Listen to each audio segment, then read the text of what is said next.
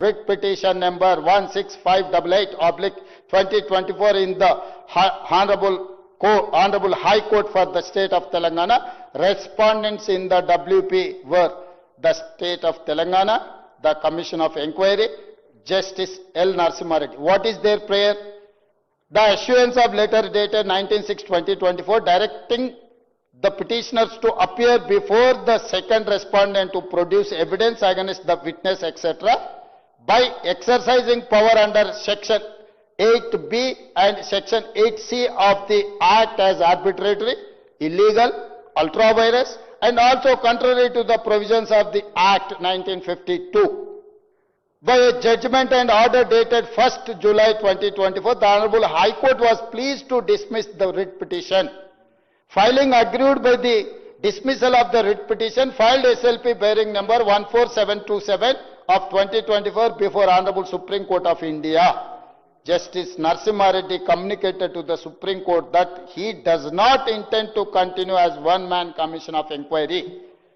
ఈ రోజు ఈ కాళేశ్వరం ఎంక్వైరీ మీద పీసీ ఘోష్ మాకు under section 8B 8C notice ఇవ్వలేదు కాబట్టి ఈ కమిషన్ రిపోర్ట్ చెల్లదని ఇప్పుడు వేసారు.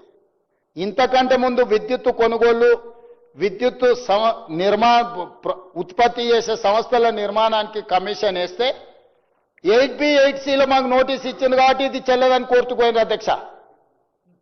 జస్టిస్ ఎల్ నరసింహారెడ్డి తెలంగాణ సమాజంలో గొప్ప వ్యక్తి, నికార్సైన వ్యక్తి, తెలంగాణ బిడ్డ, తెలంగాణ హైకోర్టు జడ్జిగా ఉండుకుంటూ తెలంగాణ ఉద్యమానికి ప్రత్యక్షంగా మద్దతు పలికి శ్రీకృష్ణ కమిషన్ ఇచ్చిన రిపోర్ట్లో సీక్రెట్ డాక్యుమెంట్ సెక్షన్ 8 కింద ఇస్తే ఆ రిపోర్ట్ను మొత్తం బయటపెట్టి తెలంగాణ రాష్ట్రం ఇవ్వాల్సిందని హైకోర్టు జడ్జిగా వాదించి తెలంగాణకు అనుకూలంగా నిలబడ్డ జస్టిస్ నరసింహారెడ్డిని ఒక తెలంగాణ వాదిని కమిషన్ ఎంక్వైరీ మీద వేస్తే అతను ఉండడానికి వీల్లేదు, అతను 8B 8C కింద నోటీస్ ఇస్తే ఇది చెల్లదు అని హైకోర్టుకు పోయినారు, కొట్టేసిండ్రు, సుప్రీంకోర్టుకు పోయినారు.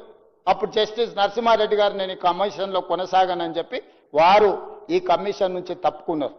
ఈరోజు నేను తమ ద్వారా అడుగుతున్న అధ్యక్ష, 8B 8C ప్రకారం కమిషన్ నోటీస్ ఇస్తే అది చెల్లదని హైకోర్టుకు పోయినారు.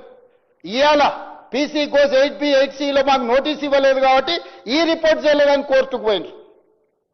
ఏది చేసినా తప్పు అని తప్పు పట్టించి తప్పించుకోవాలని చూస్తున్న వాళ్ళ తరఫున ఎవరు వకాలతో పుచ్చుకున్నా ఈ తెలంగాణ సమాజానికి నష్టం జరుగుద్ది. అందుకే నేను ఈ